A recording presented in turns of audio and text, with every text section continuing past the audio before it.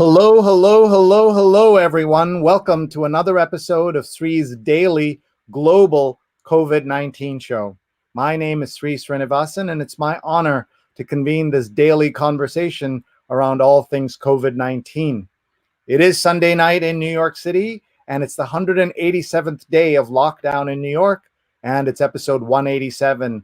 We've not taken off a single day, not a weekend, not a holiday, as we have tried to bring you fabulous guests every single day, important topics, important conversations. I really look forward to Sunday nights because it's positivity night around here. We try to keep things generally positive despite every rotten thing going on. We interview purposeful people who can get us ready for the week.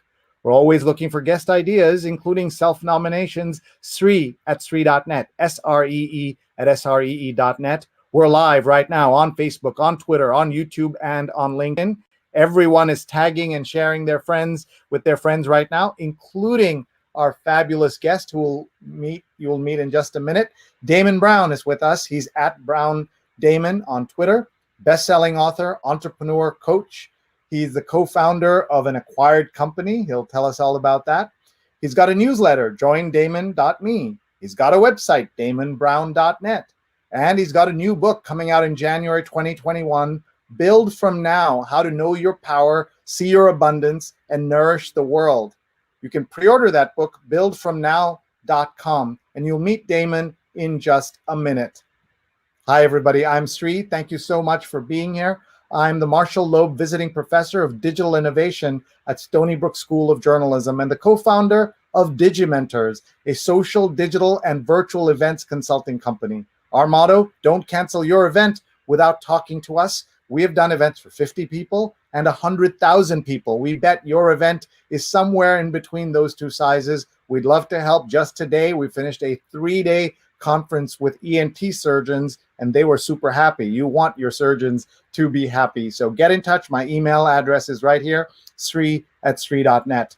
Thank you so much for being here. We're grateful to everyone who has joined us. We do this show every night. In the first 175 episodes, we've had 1 million plus viewers, 129 million social impressions. We've had 316 guests from 63 cities and 17 countries, including the chief scientist of the World Health Organization. We're in partnership with Scroll Global. Check out scroll.in, which is one of India's leading news, information, and culture sites, and now their global arm, Scroll Global. Our archives are on youtube.com/Sreenet, where 6 months of episodes are available. And our producers are Rose Horowitz at Rose Horowitz 31 and Vandana Menon, Vandana_Menon. We're also grateful to our sponsors, who you will meet in just a few minutes after we get started with Damon. They are the reason we can bring this to you and have such great producers working with us. Thank you for being here. For everyone who's written in saying this show is uplifting, that this show is a lifeline, you should know this is my lifeline. This is uplifting to me to be here with you and this family, where thousands of people gather every day to be with us. I am so grateful to you. Thank you for being part of our community and for having me in your lives. So let's get ready to meet Damon. Here he is. Damon is best-selling author, entrepreneur, and coach. He's a 3-time TEDx speaker. He's written multiple books. He's got newsletters, websites, so much. And he's got a big new book coming out, which you will want to pre-order after you meet him, buildfromnow.com. Ladies and gentlemen, here to give us some nice, uplifting, but not too Pollyannish messages is Damon Brown. Hi, Damon. How are you? Hi. Wow, that's a lot to live up to, Sree. Thanks for having me. If anyone can, it's you. Thank you so much for being here. My first question is, where are you? How are you? How's your family doing through the pandemic? Yeah, so I'm based in Las Vegas, Nevada, right outside of there. Just moved here about a year ago. We moved and it was 117 degrees that day. So we knew what we were getting into, but it's a lovely place, a lot of diversity. My wife's actually originally from India. And so we're able to have a nice, diverse community for our kids. We have two little boys. And so they're doing well. I am a stay-at-home parent, as I talk about in the Bite-Sized Entrepreneur, my best-selling book. And I have to say, being like a stay-at-home dad / primary caretaker, that's 1 degree. And I did that twice over. My kids are 4 and 7. But then now, like becoming essentially a TA for a preschooler and a second grader, it's a whole different world. And so I've written quite a bit about that. You can catch that in my newsletter at joindamon.me and some of the websites I've written for, like Fatherly and so forth. But it's such an intense experience. And my main agenda, I was just thinking about this. My main agenda is making sure that everyone's healthy, and that means emotionally, physically, mentally. And I feel like I'm kind of the anchor of that. And so that's my primary goal. And we're like 5.5 months in, maybe 6. And so far, so good. And everyone is healthy and on all accounts. And we've been super careful doing shelter in place, really being thoughtful as far as the interactions that we do, and really interested in getting the total count down, as you understand, particularly with it being Nevada and it being until recently a red zone. And so that's kind of where we're at. Yeah. Thank you. What a great introduction to you, and the fact that you're able to be there for your kids, ages 4 and 7. You said you got a degree in being able to raise them at that early stage. I got to tell you, there's still a long way to go. I want to warn you on that. It'll happen really fast, though. My twins were 6 and 7 and all that yesterday, and now they're 17.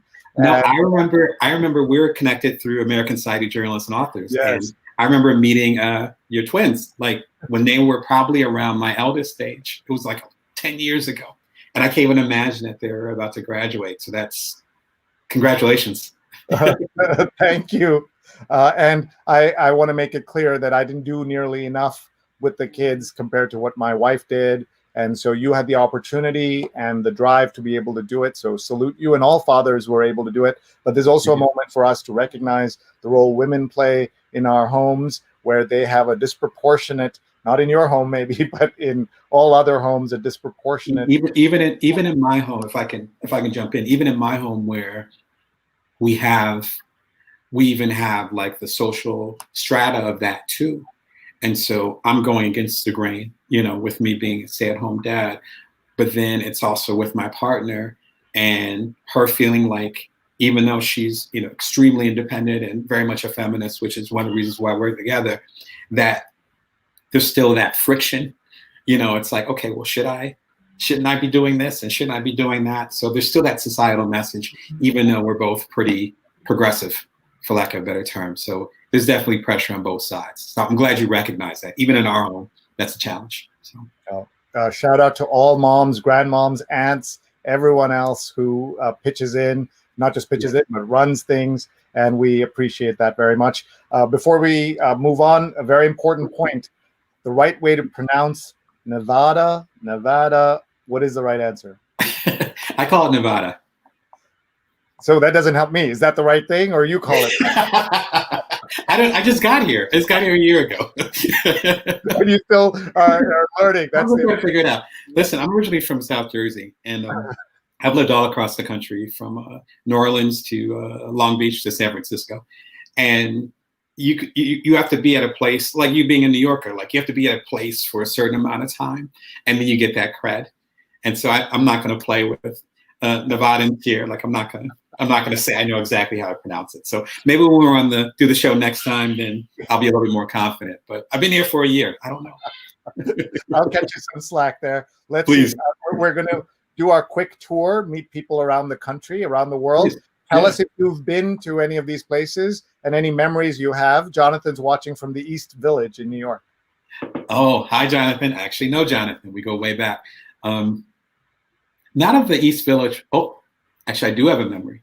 There's, it's either in the East Village or just That's north. okay. Yeah, okay. Don't worry. If you get close, that's good enough. But it's a really good place. It's actually called Brick House Curry. Okay. And they have some of the hottest curry in the world, or definitely in America. And yeah, I have good memories of it. I believe it's East Village. Jonathan's watched 187 straight episodes of this show, which is incredible, and just an amazing guy and a great friend. So thank you, Jonathan, for being here. Pradnya says she's watching the Princess Bride reunion, and so she's going to be late coming back here. But hi, Pradnya. And Iman says she could totally use positivity. She's watching in Chicago. So let's hear some Chicago memories. Yeah, I actually lived in Chicago for 5 years, and I got a master's in magazine publishing from Northwestern. So, and actually I met my wife there. So Chicago and I go way back. Wonderful city. I lived in 3 different areas of Chicago. I loved each and every area. A lot of my good friends have moved from there since, but I still consider it one of my hometowns. Beautiful city. Nice. Yeah. Stefan says, greetings from Ramsey, New Jersey. Sunday Positivity family, saying hello to everybody. And Jonathan says that, hello, Damon. We met at an ASJA convention up 10 years ago and have been in touch ever since. So glad the two of you got together. And someone's asking, what is the hashtag? Our hashtag is Sree COVID-19 call. Hashtag Sree COVID-19 call. Worst hashtag in history, Damon. But we have had 129 million impressions, so I can't give it up because I'm still tracking, and you know how that stuff goes. Just follow it through. I've been there. Just follow it through. Stefan says, Sunday Positivity, the only way to start the week. Sree James Beard Foundation finalist Kate McDermott of the Art of the Pie fame is watching and saying nothing more than making pies. Future guest for you, I will connect. Sounds great. Anything to do with pies, I'm in, and James Beard Foundation finalist, no less. So bring me back for that, please. Yeah, I'll invite you.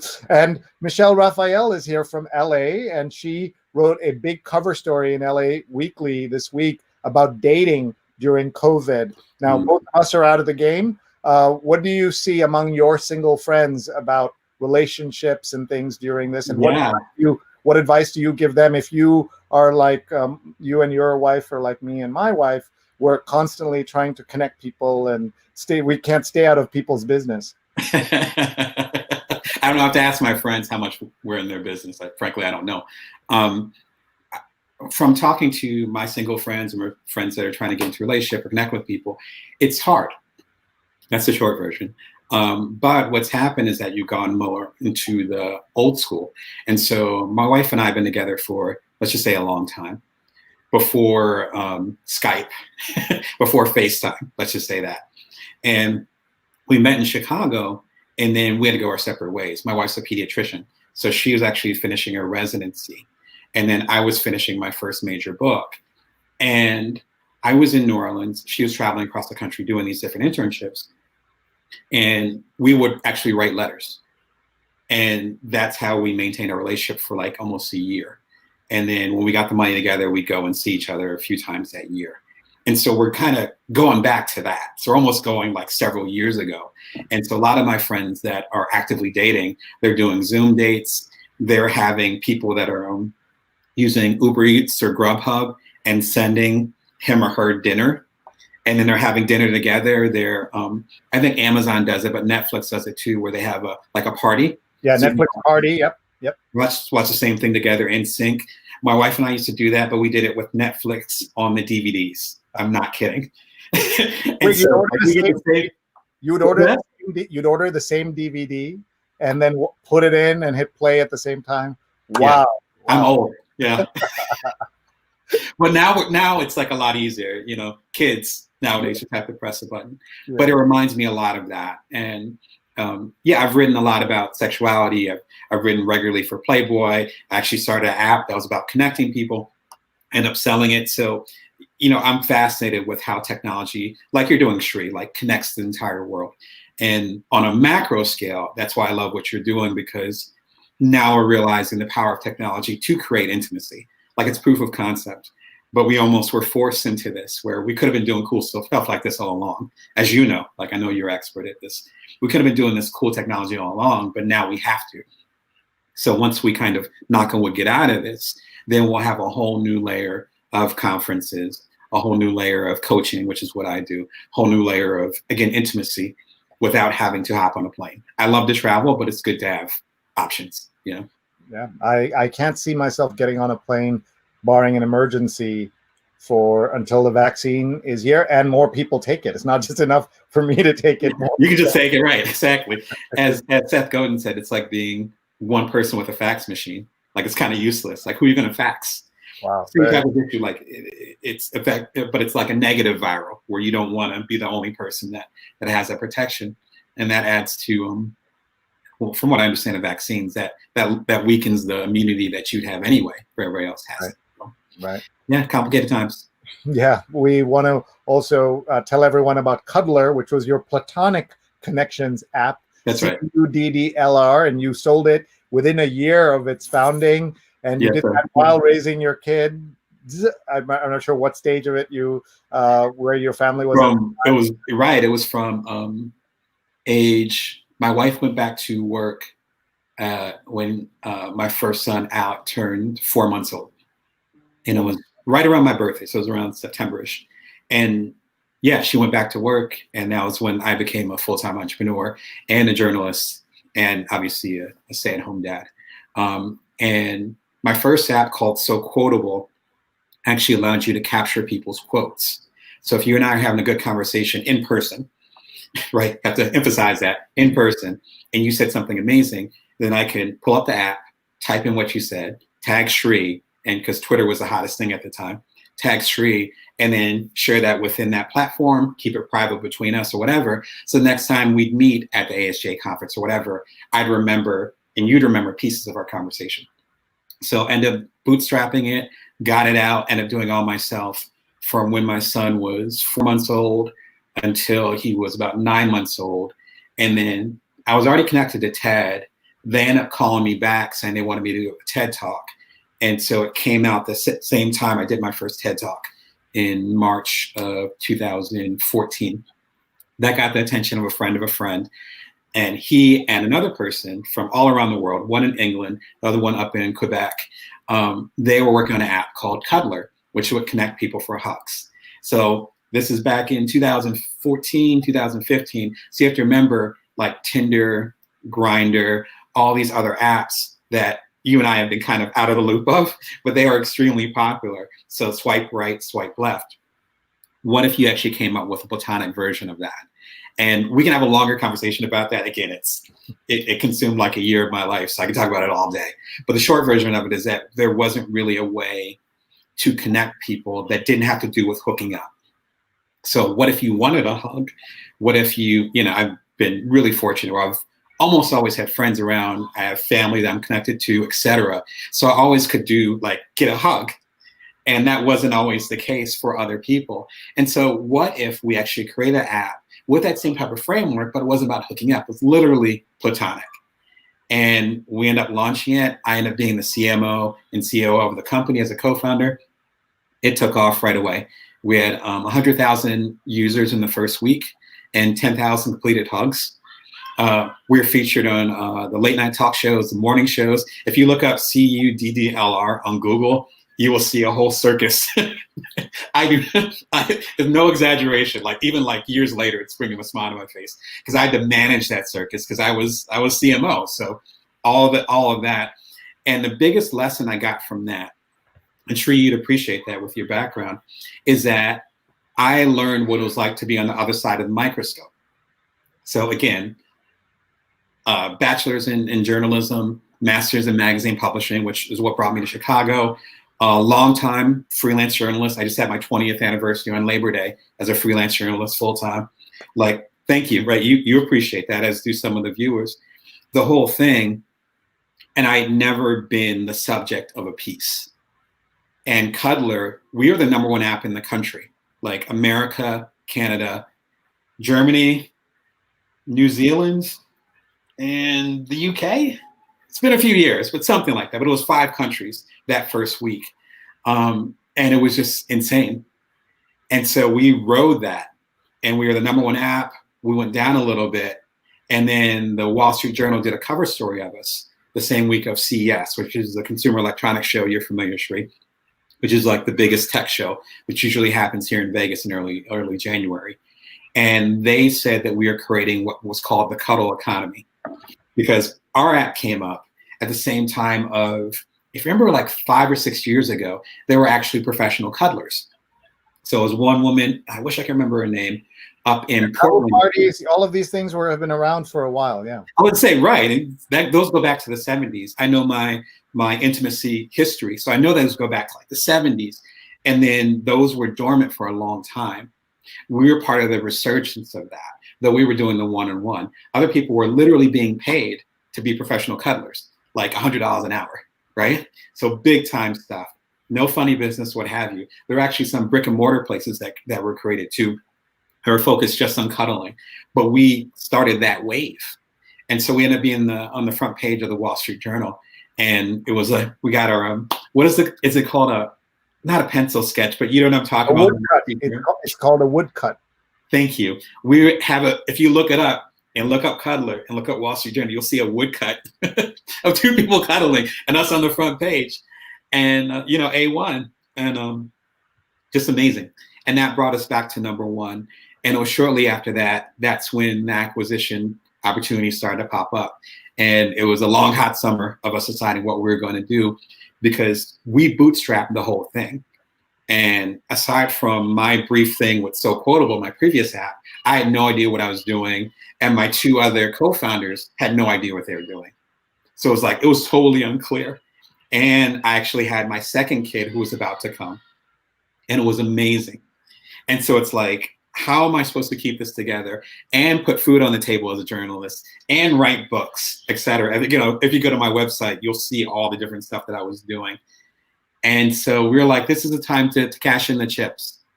And so we did. And we bootstrapped it. So we split the check 3 ways based on how much we own the company. And ended up being this wonderful roller coaster where I looked up and my son had just turned 2. So within like a year and a half, became an entrepreneur, ended up doing 2 TED Talks within that period of time. So the main stage, the second stage of the main conference up in Windsor. And then I did another one, TEDx Jackson, which is down in Jackson, Mississippi. That was the first one that they had. And then it was just an amazing journey. And that's one of the things I talk about in my book, The Bite-Sized Entrepreneur, particularly The Ultimate Bite-Sized Entrepreneur, which is the whole trilogy of books. And I say you always have to come home. So the day that we actually sold the app, they were doing EFT at that time. So it's just direct deposit. And I remember like yesterday where I was sitting at the kitchen table, which is what all entrepreneurs do, sitting at the kitchen table working. My wife was cooking something, I think, for my son. And I just refreshed my credit union thing, and then it came through. Unfortunately, they didn't send a check. I couldn't frame it, but it came through. And I was like, honey, it's done. And she was like, congratulations. And I kid you not, the next thing I said, I was like, okay, so what should we do for dinner? And that was it. But that's what I mean. Like, that's why I try to coach and share it with people, where it's like, I was on the cover of the Wall Street Journal and all these amazing things. Number one app, I'm still daddy. I'm still a husband. And you always, no matter whether I cashed out a little bit or, I became a multimillionaire, I still needed to come back home. And so that idea of knowing what your priorities are, you know what I mean? It's so key. So you got me on a rant here. You hit me here.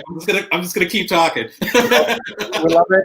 I even moved you over because you're so good. I moved you over to the pilot seat, so now you're driving over here. But I do want to say I don't have the experience of cashing in a big check, but I appreciate the drive that comes from not quitting and not going and splurging it on vacation. You focused on dinner, focused on family. I think that's really important. Folks, we're having a fabulous conversation with Damon Brown, best-selling author, entrepreneur, coach, and we're going to hear much more from him in just a few minutes. We're going to give him a little break to catch his breath and to share on all the platforms with his friends. He's going to go on LinkedIn, where my video is now live. He's already shared on Twitter and on Facebook and YouTube and all that good stuff. So we're going to give him a break, let him catch his breath. We got to pay these bills here. Thanks, Damon. We'll see you in just a minute.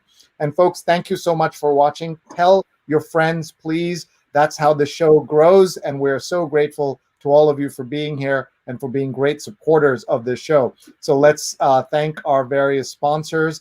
We want to start by thanking Nunbelievable.com, divinely delicious cookies on a mission. Each handcrafted cookie provides a meal to those in need. One cookie equals one meal. So 20% off with the code SREE. We're also grateful to Charles Cunnincarroll and The Inventor in You, a step-by-step guide to your first invention by Charles Cunnincarroll, developer of more than 80 patents at Inventor Charles, and guide to invention.com. Please check out his work, and he is so inspiring. You will love it. And we also want to thank Muckrack Academy for helping me put together Fundamentals of Social Media, a free on-demand certification course, basics of Twitter, Facebook, Instagram, and LinkedIn, and it's completely free. 4,000 people have signed up for it, and here are just some of the folks with their certificates that they have shared. Take a look at that. We love seeing that. Share yours. mrac.co/social, mrac.co/social. It's about 2 hours of work, but you can do it in 2 hours, 2 days, or even more time. We also want to thank our friends at the Rise or Fall Together conference, which is coming up this Thursday. And look at these amazing speakers, but I want to pull out a couple of names for you. His Holiness, the Dalai Lama, as well as Kiran Majumdar-Shaw, Executive Chairperson of Biocon in India, one of India's leading executives. We'll also be joined by Eric Garcetti, the mayor of LA, Renee Fleming, the famous opera singer, as well as Dr. Tedros, the Director General of the World Health Organization. All of it in one conference, free, that you can sign up for right now, oneshared.world, oneshared.world. And my company, Digimentors, is doing the production with the awesome team that Jamie Metzel has put together. Jamie was here for Positivity Night about 3 Sundays ago, and it was amazing and so cool. And now we have Damon Brown with us. Please share this with your friends and family. Oneshared.world, oneshared.world. Amazing conference, 3 hours, 9 a.m. to noon Eastern, and it is free for everybody in the world. Please tell everyone that you know to sign up for it. We also want to say that promotional considerations provided by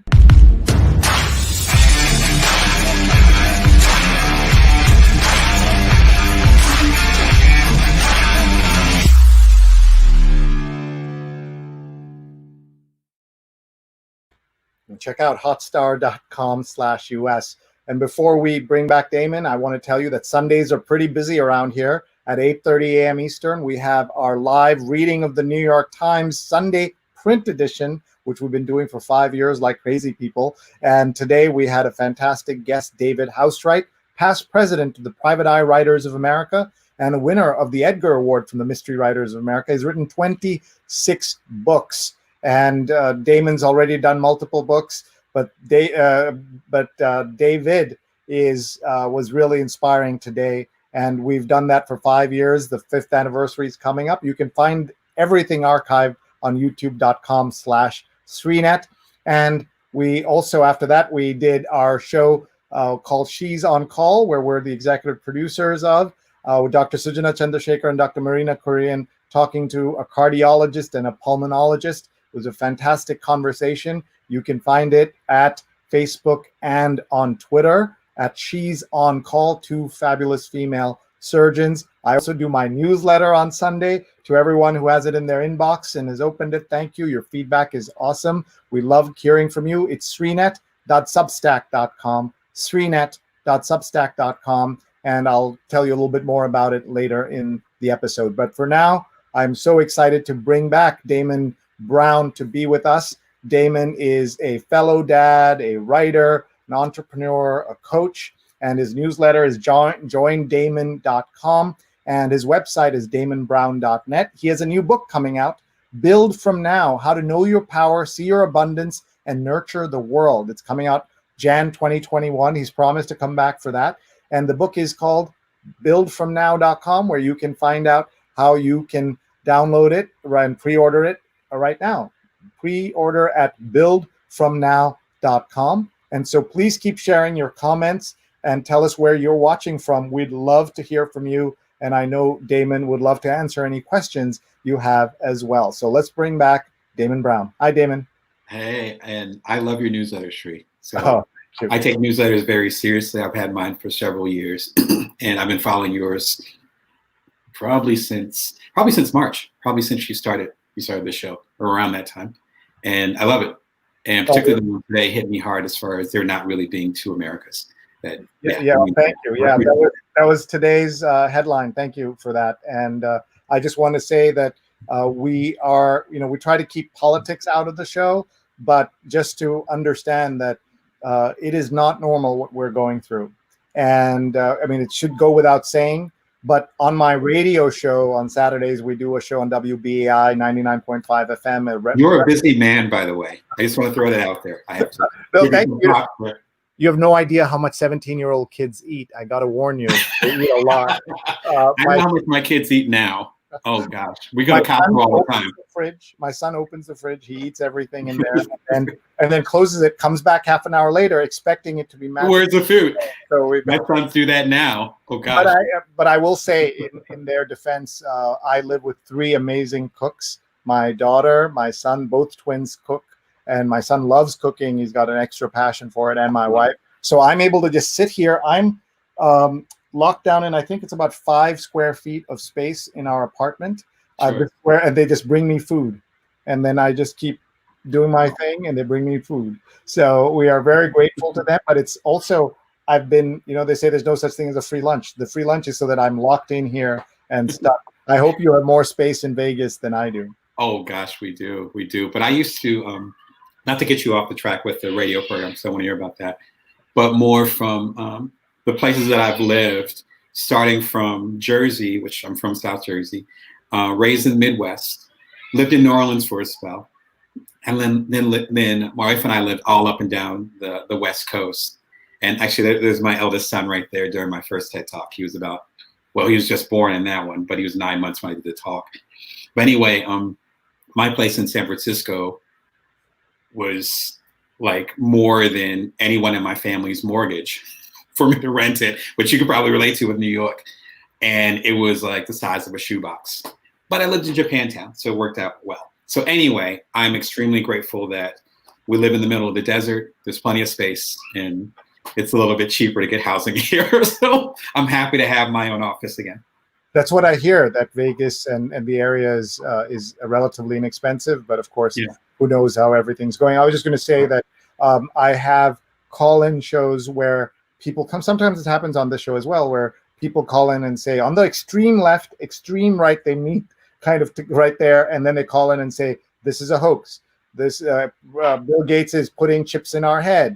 Vaccines are bad. The president at this moment is doing a rally right now, indoors, masks off. They're right down the street, actually. Is it in Vegas? It's in Las Vegas. Yeah. Oh my God. Yeah, this is a busy night. Yeah. So if you need to run to attend the rally, let us know. We'll let you know. Let me get my hat. Hold on 1 second. Yeah, exactly. Leave your mask behind. But always bring the hat. The red MAGA hat is what you need. Leave the gun, take the cannoli. Right. It'll save you in a cone of silence. I mean, we laugh because otherwise we have to cry. It is just so unacceptable what's happening in this country. The best stat I saw was that Germany, which has about a quarter of our population, has 9,000 people die. We've had almost 200,000 people die. I know the number. Yeah. So 9,000 times 4 is 40,000, and we're 200,000. So anybody who disputes that we have handled it worse than anyone else in the world, with 5% of the world's population, with 25% of the world's deaths, with 5% of the world's population, we have 25% of the world's prison population. Correct. Everything is connected. Everything is a problem in this country. Yeah, totally. I agree. And my 2 things that I love, are food and travel. And they're actually connected, because I think the best way to understand a culture is through its food. And I love traveling. And I think that's one of the biggest deficits as Americans, is that we don't get out. And it might be not getting out of the state. It might be not getting out of the country. It might be not getting out of the continent. And so we don't know anything else. And so we can be fed or assume that we're the best at something. And this isn't like a jab at any particular political party or anything, just fact. Like, if you don't have anything to compare it to, you don't know. And so we assume that what other countries or places or continents are doing is bad. And that begins a level of xenophobia that can be eliminated if you literally just step into another country. And I've been really blessed where, again, I lived all across America, from birth all the way to in my 20s until recently. Actually, I just moved to Las Vegas, like I said, and then started traveling worldwide about 20 years ago. As a birthday present, I took myself to Japan, and it blew my mind. And then I've been traveling a lot ever since. And that, it helps you actually do the comparison, because I know that you're worldly in that way as well, where you can compare the numbers. You know that there's not just the American way of doing things. There's, how many countries are there?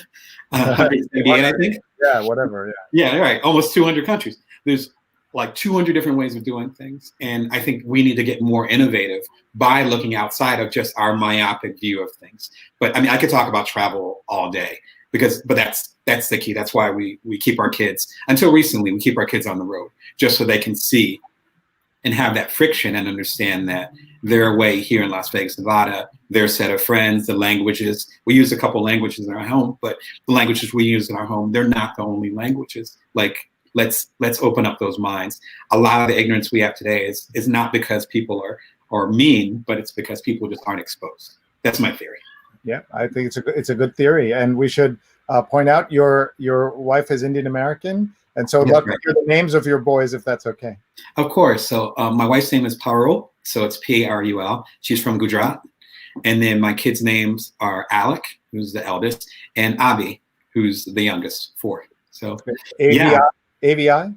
ABHI. That's great. Yep, so Abhi. Yeah, it's actually spelled a couple different ways, so I'm glad you asked that. Thank you. Yeah. And Jiten's watching from India and says, good morning. And Ashok says, we can't laugh or cry. I wonder what we can be connected physically, have social, when we can do that, travel, not in the near future, I think. Ashok is a special friend of the show. He's watching from Kerala in India. Cool. He had COVID, and his daughter had COVID. They're now negative and recovered. He lost his wife in February before, not from COVID, from something else. So he shared all of this on the show with us. And Ashok, we're so grateful to you for being here, for being part of this family.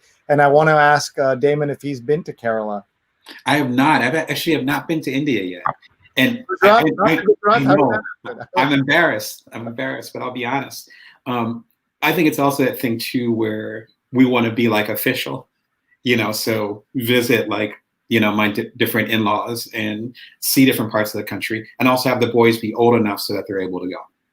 And so that's one of those things. We've done other traveling, like we took my eldest before my second son was born. We took my eldest to Italy, and we saw a lot of that country, and we've gone to other places. But with India, it's a different level, because in some ways it'll be a homecoming for my in-laws, for my wife, even for my kids, and even for me, from an extended way.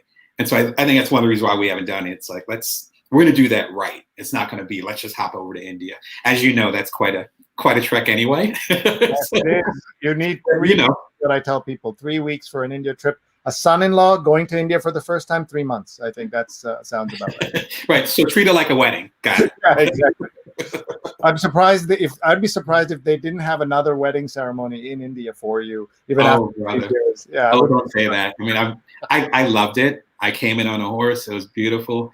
I don't know if we have the energy to do that again. If any of you are familiar with Hindi weddings, it's a month. Yeah, particularly for the bride and groom. Yeah, Michelle's watching from LA, and she says, nice to learn about you and your work, Damon. And she'll be on our show on Thursday to talk about her work, as well as her big cover story in LA Weekly this week. Beautiful. We're excited about that. And Rose is tweeting right now at Rose Horowitz 31, and she's one of our producers. And so everyone follow her. And my mom's watching from Kerala. Hi, Amma, love you. So glad you're with me. You're always with me. And she likes my shirt. So that's a mom's work is never done. Always making sure that when I was little, she would check my shirts out, and now she has to do it here as well. Rajan is saying the Indian restaurant you mentioned, could it have been Brick Lane Curry House on 2nd Avenue? And it is. And we hope it survived. You make me hungry now. Yeah, and Charles and Mary are watching from New Jersey. We're always grateful to them. Charlie, as you know, is a sponsor of our, and his book is right here. Before you go, we'll do a tour of your books behind you, and I'll show you. These are just some of the books we've had on the show in the past few months. So we'll talk about yours as well. And let's see, so many comments coming in. So Kate has connected us.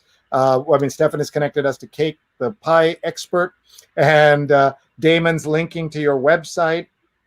And turns out Kate tells us it's always time for pie, in case there was any confusion. And I didn't need to be told that. Diana Levine, Norini Levine, was in your seat exactly a week ago for Sunday Night Positivity, and she baked me a cake because it was our 180th episode. So she did that. Well, her daughter did that, not her. Her daughter was less than 10 did that. It was amazing.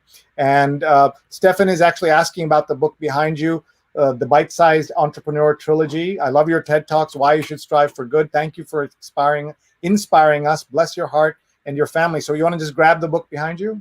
Or maybe it's, you got it prepped already? Oh, yeah. Good media training. Hold it up. You got to hold it up more. Yeah, don't be shy. 75 ways to boost time, productivity, and focus on your big idea. You help a lot of people who are doing side hustles, don't you? A ton, yeah. So I have a private practice. Sounds very official. But I have a private coaching practice that I've had that for several years. But then I started working with organizations such as nonprofits or even for-profit organizations. And now I've coached hundreds of people now. And most of them on purpose is, I guess I'll take a step back. My main thing is helping what I call non-traditional entrepreneurs. So it's people who are doing side hustles, people who are solopreneurs, people who are freelancers. So people who particularly are part of diverse communities. So they might be underrepresented, underfunded, overlooked. They don't necessarily have the advantages. They don't necessarily have the support. And they have a particular idea that they're trying to execute to serve the world better. So you'll see that pattern with like Built From Now is my 25th book. And if you look at my business books that have been focused on entrepreneurship over the past, let's see, the original Bite-Sized Entrepreneur came out in 2016. So we just had the fourth anniversary of that. In the last 4 years, I've done 7 different business books, or will be 7 in January. And each of them is about helping people, giving people the toolbox to change the world. Like that's the goal. The goal is to help non-traditional entrepreneurs, solopreneurs, side hustlers, people that might be overlooked, give them that toolbox. Again, I've done 3 TED Talks. I've sold my startup. I bootstrapped my startups twice. I have this amazing access. I'm grateful and I'm humbled by that. And there's a lot of luck involved too.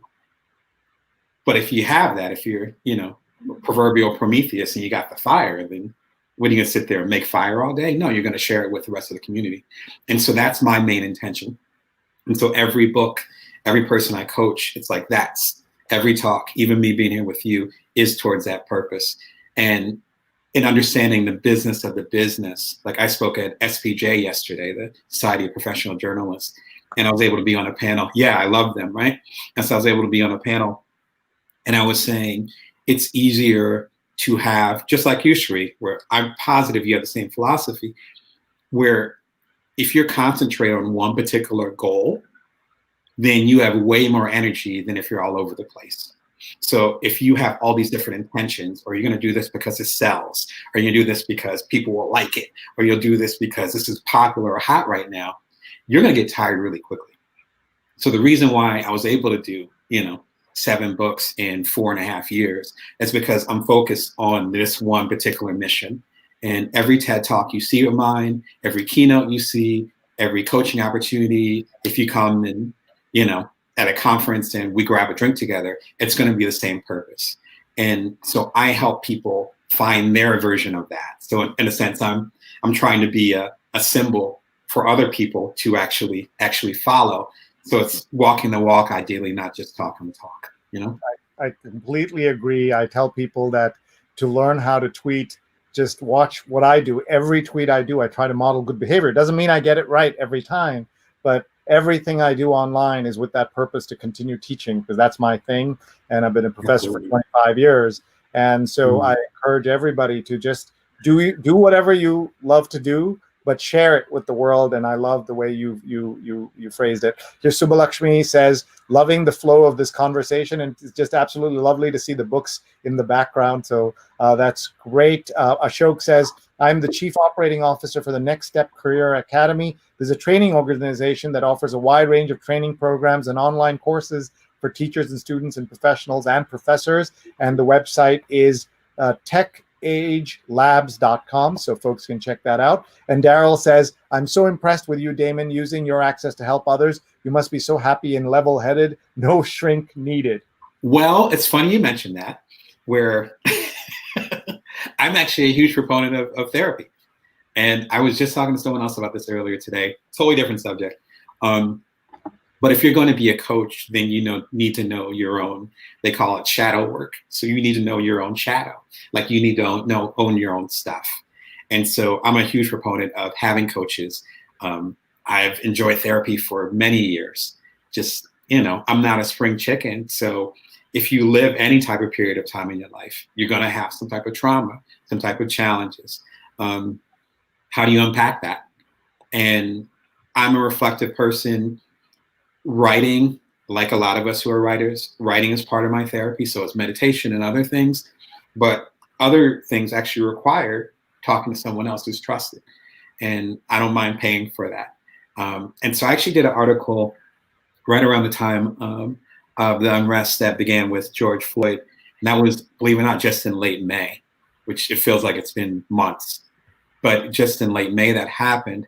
I did an article for fatherly.com. I can throw the link up here. But it was about how Black men actually need therapy, but that's discouraged within our communities.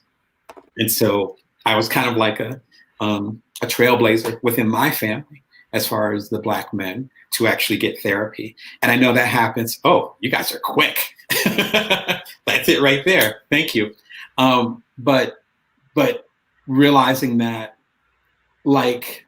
the immigrant culture, which is part of my in-laws since I came from India, including my wife and my brother-in-law, as well as my own culture, which is, South Jersey, then we all have our particular baggage, particularly as people of color. And so it's like unpacking that baggage is really important. And George Floyd and Breonna Taylor and on and on, that's a long list, as we saw with the recent US Open. But that long list unlocked a lot of that stuff for us. I'm fortunate in that I was already working with a therapist when all this stuff went down. And it's something I've been working on for years. And I have two boys, two little Black and brown boys. And so now my imperative is even higher. I was a huge proponent of therapy before I became a dad, before I got married. Now it's like, okay, this is legacy now. So sorry to go on a rant for that, but I want to make sure that, the coaches need to be coached. Even if you're not a coach, if you're going to be helping and showing up best in the world, you need to have some type of way to listen to that inner dialogue. And sometimes talking to someone else, a professional who's used to guiding this conversation, is the best bet. And yeah, I think it's so important, particularly this year. Like therapy, there's very few cases where therapy will actually go bad. Most of the time you actually will do better afterwards. So one thing I want to ask you, how worried are you raising those Black and brown boys in this country, in this day and age, in these circumstances? In most other cultures, it'd be fair to say that when you say the talk to your kids, it means talking about drugs and about sex and things like that. In the Black community, when somebody sits down, a Black boy, they are talking about that stuff maybe, but more importantly, they're talking about something very specific, about being careful around the police, about being polite always. Things that most of us, I'm sorry to say, had never thought of or even heard of before George Floyd. And obviously we would love in every way to bring George back, but you can say very few deaths are in vain, but in this case is the opposite. He has unleashed and awoken America and the right side of America, the good side of America in so many ways. First of all, do you agree with that premise? Absolutely. Take it back to the boys and the talk. And are you already playing it in your head what you will tell them coming from? Already told them. You already told them. They're 4 and 7, and you've already told them. Yeah, we've already had that conversation.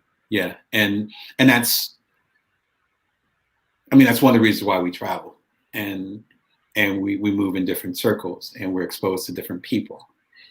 That's all part of it.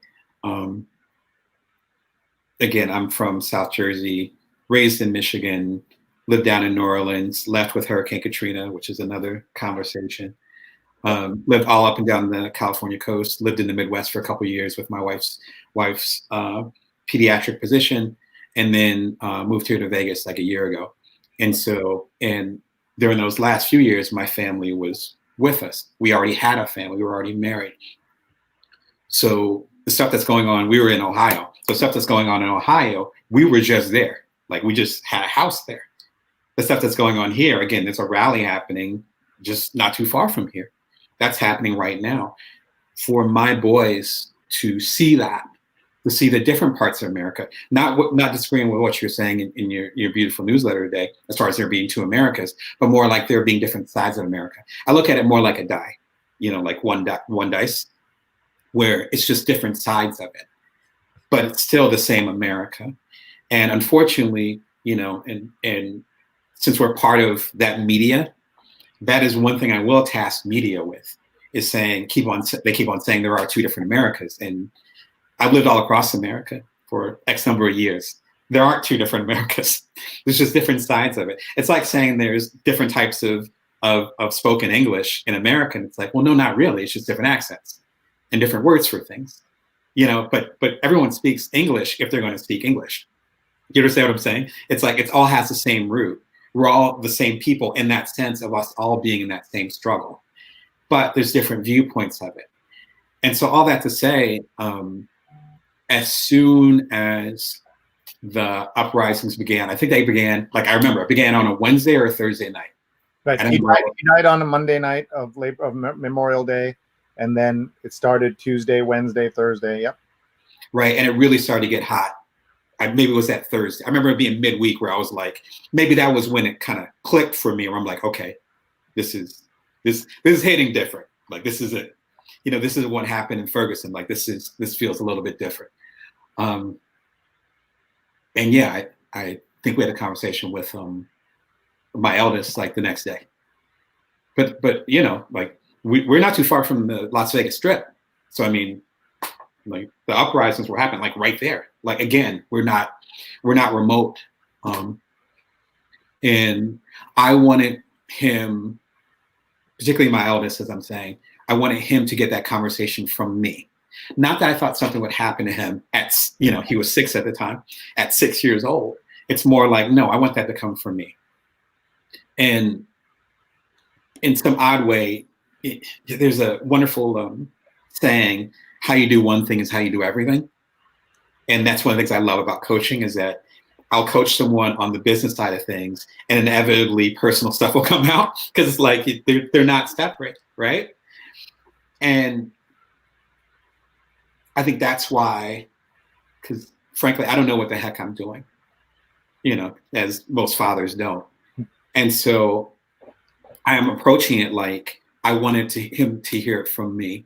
I want him to have questions. He's inquisitive like his dad. So he's asking a million questions. It's like, well, why did he die? Why would they do that? Are there bad guys doing it? Should I trust the cop? Okay. Again, 2 degrees in journalism school. I'm like, cool.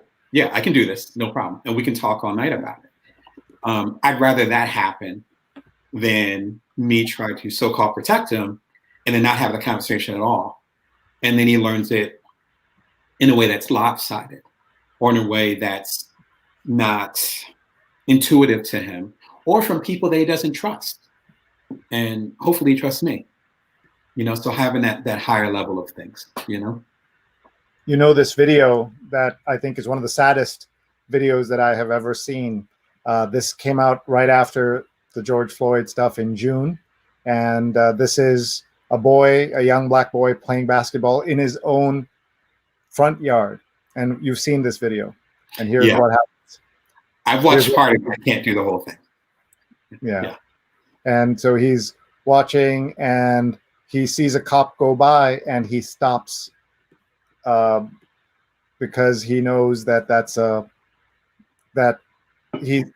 no reason why he should do that. He's in his own back front yard doing nothing wrong, but his instinct is to hide from the police. And that is what breaks our hearts for every kid that by instinct is doing that, because they've been told not to trust the police. Right. I mean, that was during that period of time where I was cutting videos off like 5 seconds in. I'm like, okay, too much. Yeah, the way I explain it to him, and the way I'll explain it to anyone else, is that, if you have someone in your life who's someone you respect and they do something that you don't respect, or you don't trust them on a gut level, then don't listen to them, or don't pay attention, or don't have them in your life. And that could be an authority figure where you just need to get out of there, or it could be someone that's like just a friend of yours. And so really, which again is probably a pattern after how I've made decisions, and I've had my close calls and other challenges, that it all starts right here, like in your gut. And it's like, if that doesn't feel right, then go. And there's this precious time, I'd say from mid-puberty to when you start getting gray hairs, where African-American men, and to a lesser extent women, are considered, frankly, an endangered species. I wish it was another term that was less loaded, but I can't think of one right now.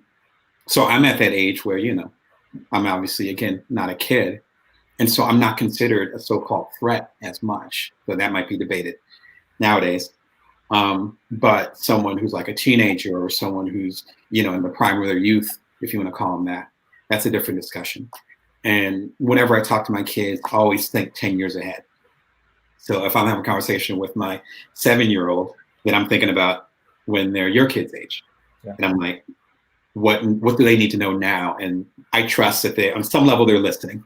And they're always listening, by the way. When you think they're not listening, that's when they're listening. So you just whisper to your wife. They'll be listening very carefully. I feel like I'm talking to a wall. Yeah.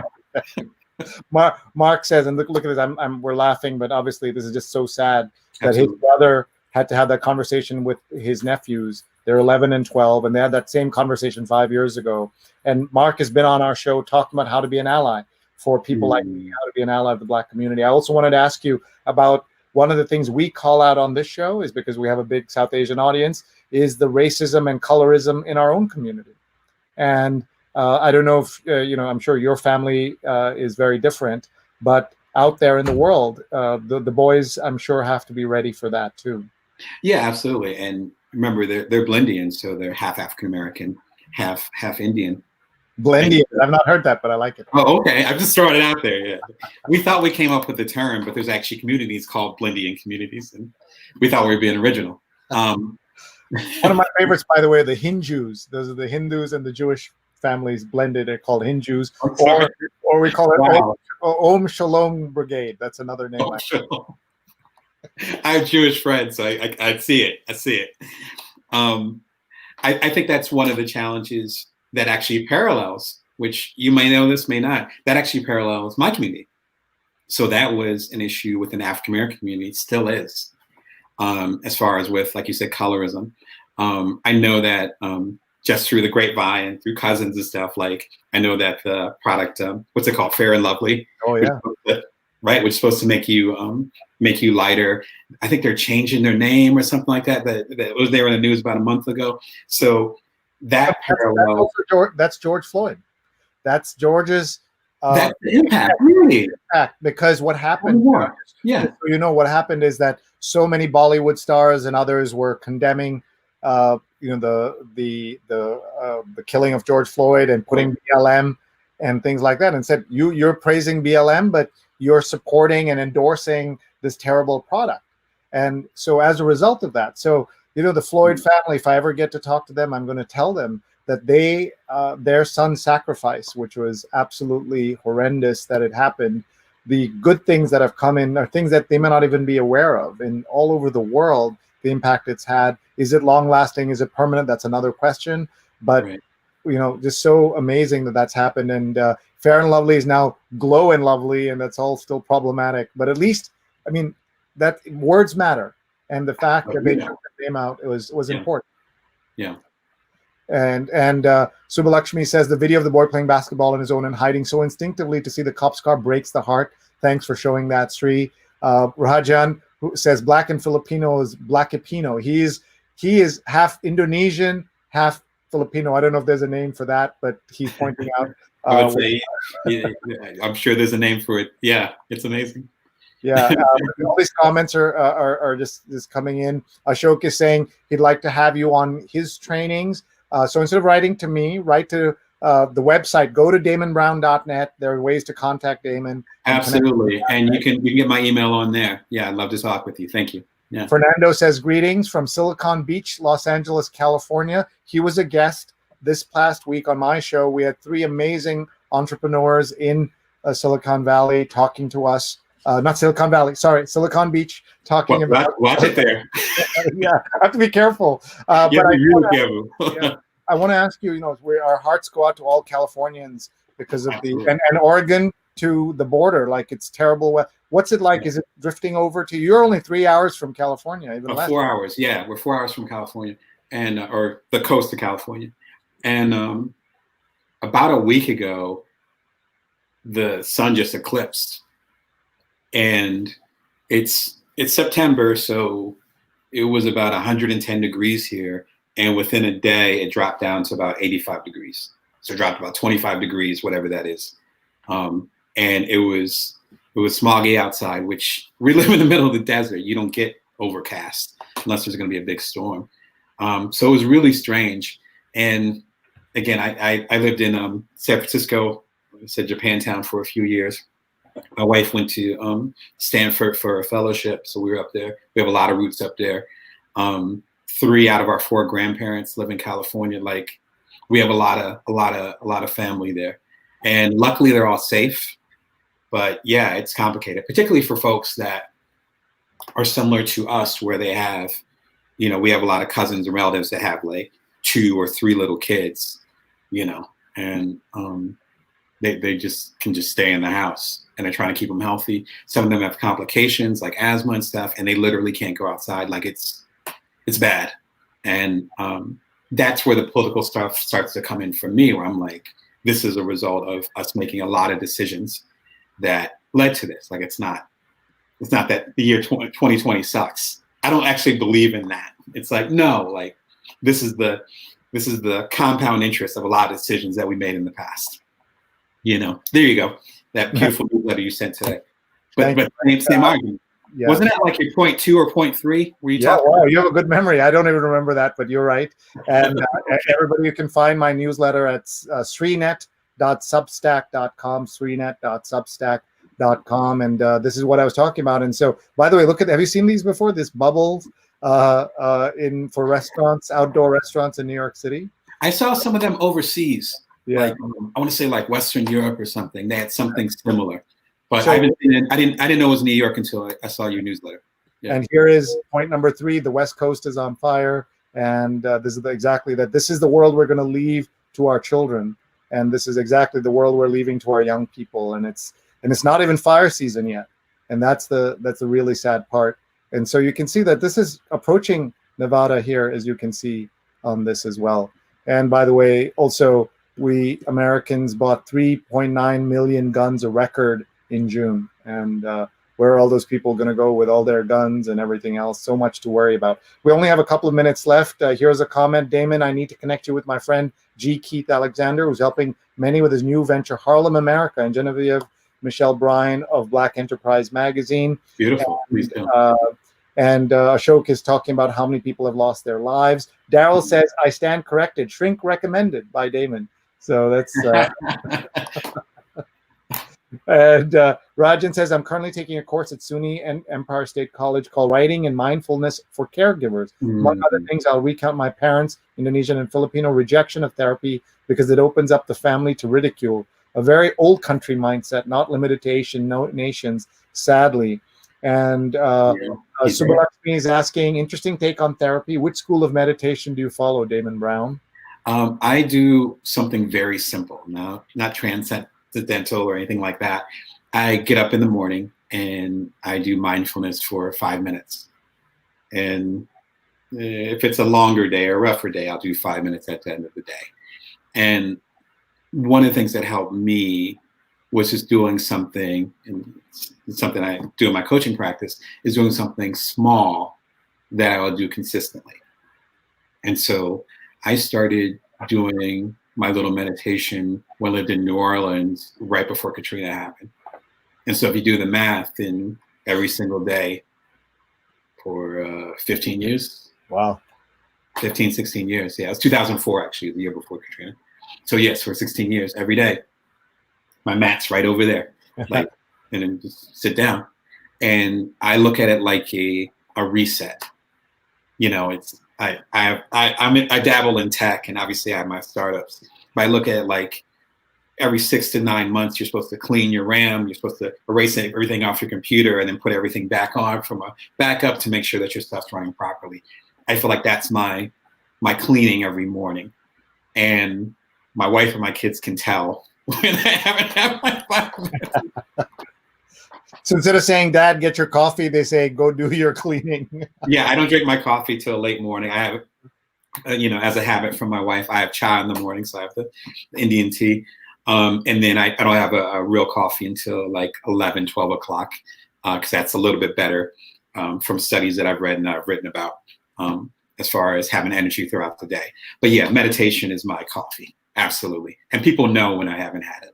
We have a few minutes left. Fernando says, I know I haven't had that conversation with my kids. So frustrating. How should allies deal with that dynamic? For example, 2 deputies were ambushed from behind and shot point blank.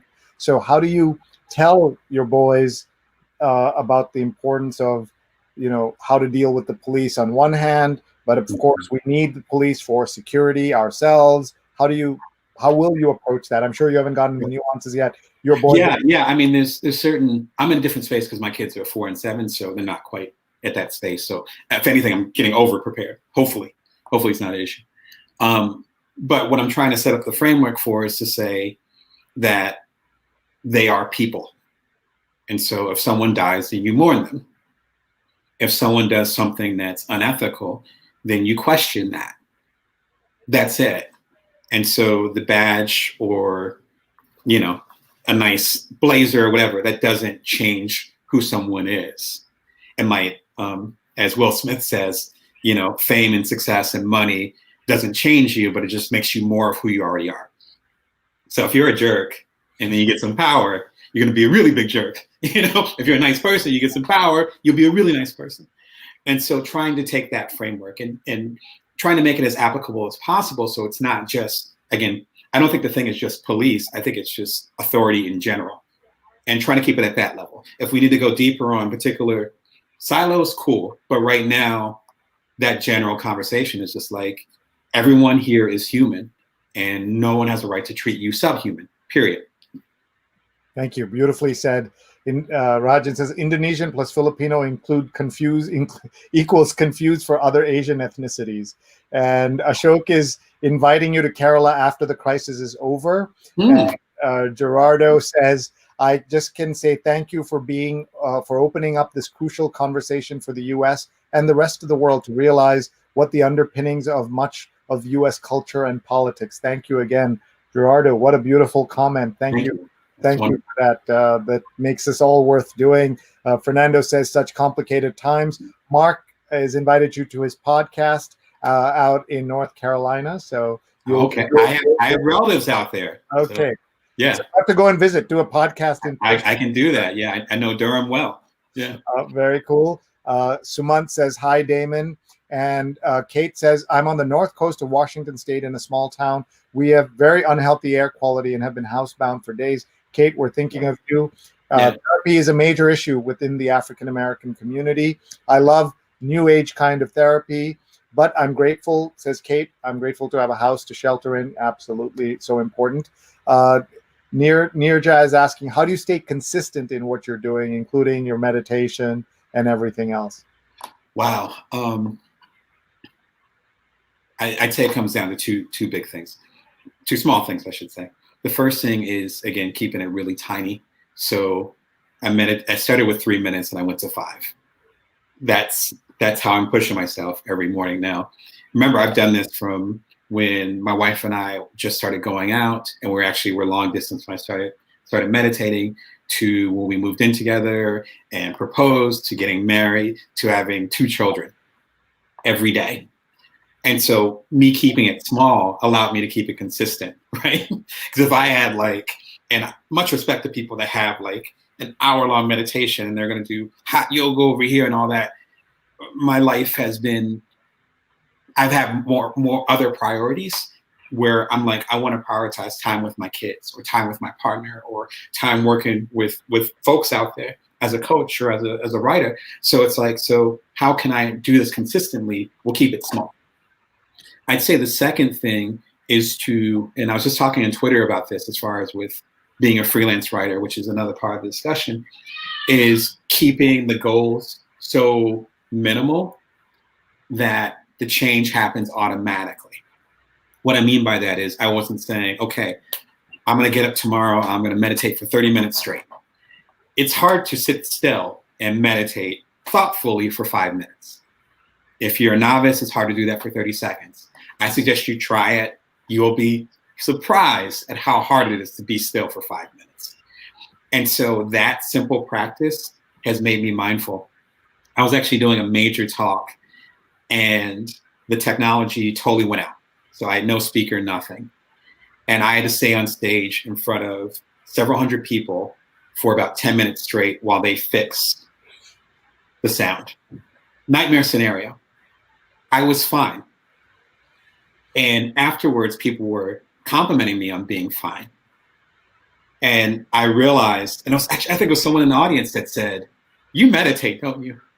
And I was like, "Yeah." And they're like, "You went to that zone." And so that simple 5-minute practice ended up saving my behind because it could have went really bad. I love that. My 2 cents on that. Yeah. On my Apple Watch, I find it difficult enough to do the 1 minute of breathing that they encourage you to do. Oh gosh. So you're way ahead of all of us. I get caught out there with the breathing too. It'll remind me 2 times a day, particularly with my kids. Daryl says in Trinidad we have just one word for mixed races, Dougla. I'm not sure how to pronounce it. Mostly used to refer to Black and Indian, Blindian families, but used for all mixed races. It's very common. Even the media uses it commonly. No AP style book for Trinidad English. Roshan says hi. Rahajan is tagging friends. Fernando says many thanks. Jonathan says wonderful program. Great to see Damon again. Thank you. So I want to do 2 things before we leave. We had interviewed the great Columbia Law School professor Kimberly Crenshaw, who said when we asked what can we, she coined the term intersectionality, and I asked her what can we do to be allies. She said say their names, and so we've been doing that every single day. Today I'm going to do something a little different. I learned about a video series called Black History in 2 Minutes. Yeah, I've been watching it on Instagram. Yeah, I've not seen it. So if it's okay with you, I'm going to play that video, and then I want to just hear your reflection on that, and then also any final thoughts, and we'll wrap it up in the next 4 or 5 minutes. So thank you. Please. So let's play that video. And so you've seen it before, so you're familiar with it. Yeah, there's a ton of them though. I think there's like a dozen plus. So it might be one I haven't seen yet. Okay, so this one is called Black History in 2 Minutes, and you can follow them on Twitter. It's BLK History 2 Min. BLK History 2 Min. And so I'm just going to play this, and it's voiced by Skip Gates, the great Henry Louis Gates. So let's play this. And on that island sits Fort Sumter. On April 12, 1861, a single mortar shell shattered the pre-dawn sky, and the United States, just 85 years old, erupted into all-out civil war. Initially, for President Abraham Lincoln, the war was about a single overriding goal: saving the Union from the forces of secession in the American South, forces that were threatening to tear the Republic apart. There was a ditty that people used to sing around union recruiting that I think sums up what... Sorry, was the video going out? Just for a second. Yeah, so I think it's when I went full screen. So let me just pull it back here. And I understand. Yeah. Erupted into all-out civil war. Initially, for President Abraham Lincoln, the war was about a single overriding goal: saving the Union from the forces of secession in the American South, forces that were threatening to tear the Republic apart. There was a ditty that people used to sing around union recruiting that I think sums up what Lincoln's original orientation was. It went something like, I stand for the Union, all its foes I abhor. I ain't for the N-word, but I am for the war. Soon after the war began, its focus began to change. When enslaved African Americans, forced to work in the Confederacy's defense, escaped behind Union lines.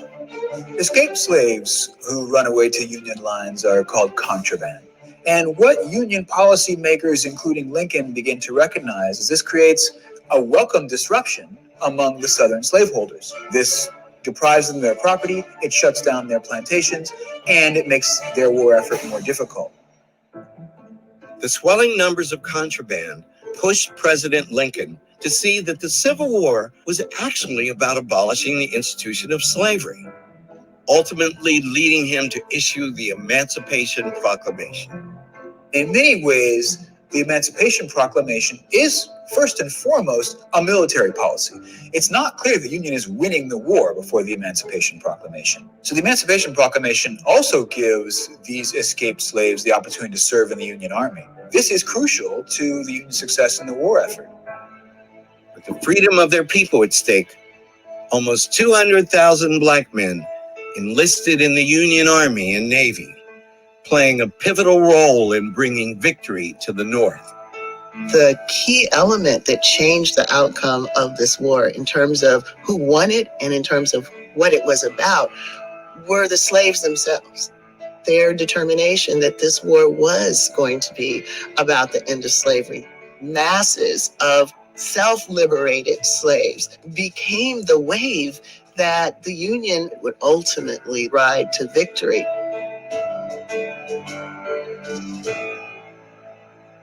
Ooh, Wow. powerful 2 minutes there. Yeah. A lot you can do in 2 minutes. Yeah. Yeah, and there's so much of that history that people don't know, and even with everything that's going on. So thank you for watching that with me, and let's get some final thoughts from you. And I can see we started losing your daylight in there, and so now it's all in. That's the problem with the desert. Like it's 6 p.m. here. I apologize for that. Usually it's set up a little bit more organized. But No, it's great. It just shows you how long we've been talking, and it's time for you and I could talk for much longer. No, I appreciate you having me on here. I think we're at this interesting point where no one is just one thing. And, being born in America, not living in any other country, travel a lot, but not living in any other country. The little bit of objectivity that I have is that we very much have had a us and them mentality, or a black and white, if we want to be that cynical. And everything is really gray. And even something as simple, if you want to call it simple, as a civil war. And in my, I don't know, probably the same age that I was of my eldest son when I was 7, learning about the Emancipation Proclamation. And that's how your people got free. When I was in 2nd or 3rd grade, learning about that. And it's like, then not quite, it's a little bit more nuanced than that. And I have roots from all over, including probably countries that created their own independence, that were not actually brought as slaves from America, which Henry Louis Gates gets into anyway with his show. His TV show. So I think there's a level of nuance that America really needs right now, and realizing that there is no hard line, except for perhaps ethical and non-ethical. And maybe that would be a topic for the next time I'm on here. But that line is clear. And I think as we go into the political season, which I feel like we've been in a constant political season, but as we get into the political season, and I mean, voting is going to happen in was it 99 days? 51 days, my friend. I'm registered. I'm ready to go. I see my ballot in the mail, but that time is flying.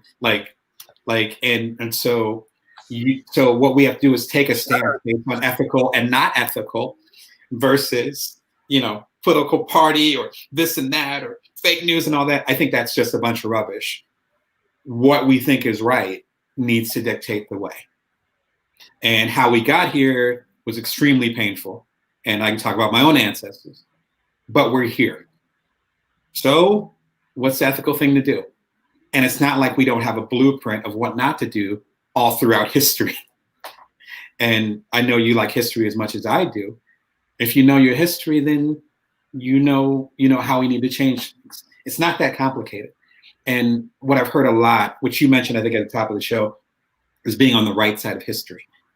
I think that's a really simple concept. And it puzzles me why a lot of folks feel confused right now. But I think there's a lot of people that want us to feel confused.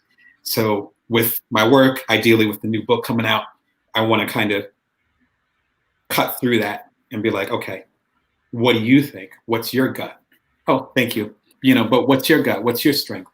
Like how can you make your thing shine? Briefly on the book, I talk about there being 4 different attributes that we have. We have focus, we have agility, we have time, and we have energy. You can call them the fates, so F-A-T-E. And depending on where we're at in our lives, they're either up or down, but we all have them. And so what I'm trying to do with this book, with my coaching, even the conversation with you, is to help people recognize their own light. And we all have our sense of right and wrong. We all have our particular strengths. And so shining on those, one of the things that I found in the encouragement, enlightenment, you can call it self-help discussion, is, I've had a few bestsellers, and the people that have also had bestsellers, sometimes the argument is that you're broken. People keep saying America's broken. It can't be fixed. It's broken. Democracy is broken. You are broken. You need to fix yourself. And what I've tried to do as an entrepreneur, as a creator, any of my TED Talks, even talking to you right now, is helping people understand that you are actually great. You just need to find out where that voice is, and then find out where that strength is, and figure out what kind of impact you want to make. You don't need to fix yourself. You don't need to follow this program or that program. You don't need someone telling you what to do. You actually do have an instinct. It's a matter of unlearning the things that don't actually fit what you believe. Right? Beautiful. Thank you. Ashok says you've is really positive, has already made his day. He is, as you know, it's about 8 a.m. It's day, right? It is his day. It's and Vandana has put in a link to blackhistoryin2minutes.com. And Mark says he saw a great quote from Harriet Tubman on leadership, and he's posted it that you can see online. And Rajan says, Damon Brown, thank you very much. Blessings to you and your family. Not least blessings to Rose, Sree, and Vandana and your respective family and loved ones. Rajan is a wonderful man who does such great things for all of us. And Irene says, thank you so much. Awesome to hear, to learn. Thank you. And before I go, I'm going to ask you this, because this was on the front page of the New York Times today about the parents of Kamala Harris, Senator Harris. She, as you know, has a black father and an Indian mother. Suddenly we're popping up all over the place. Yeah, exactly. You were unique till a few months ago. Right. Suddenly I'm like, oh, now the VP candidate. Now we're not original at all. Have you and the boys talked about that? And a little bit, yeah, a little bit. Unfortunately, we've been pretty disconnected from the rest of the family, and so I think once we kind of talk, we get together. Hopefully soon, they'll be able to talk about that more. But we did talk about that, and there is a strong sense of pride for our entire family, I guess you could say. So. Yeah, here I'll just show you that story. It was a beautiful story. And I love the picture, actually. Yeah, that picture. Yeah, I saw that this morning. Yeah. Several photos I'd not seen before, and they're all in the print version of this. And here's where Queen Elizabeth visited Delhi, 1961, where Ms. Gopalan received a degree in home science. So that's one of those moments. And then Mr. Harris was born in Jamaica, St. Anne Parish, while it was still under British colonial rule. The Queen visited in 1950. Oh, wow. That's so they've really gone deep into this. With all the students at Berkeley, they met over a protest, as you know, and they connected. And this is a really in-depth story here. And here's her mother at a civil rights protest in Berkeley.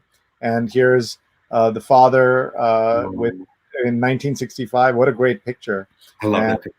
And here's more Kamala Harris with her mother, Shamala, with her sister, Maya, bottom left, and her maternal grandparents, PV and Rajam Gopalan in 1972. And the print edition has other photographs as well. So you can find this, folks, if you just search up the issue, today's New York Times. It's there. We'll let you go, Damon. Thank you so much. Have you had dinner yet?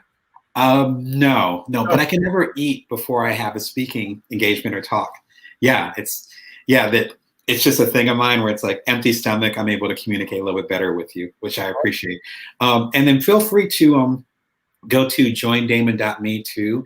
I actually have some goodies in there and some more stuff on the book, and I love to continue the conversation on there. We have an active newsletter every Wednesday at 5:55 a.m. It goes out. And I have a column with Inc. Magazine at inkdamonbrown.com. And I do a regular column over there. I've been doing it for several years. But the newsletter is actually a good place to go because I'll highlight the latest columns, talk about the new book, even give some good strategies as far as getting through the day, such as the discussion on meditation that we had. That's part of that nugget. So I'm just excited to connect with this new community, and I'll be out there. Let me know how I can serve you guys the best. Yeah. Thank you very much, Damon. We'll see you. Good night. Thank you very much. Was he spectacular? I promised you positivity despite all the rotten things going on, and you got just that from Damon Brown. Follow him on Twitter, please. Brown Damon.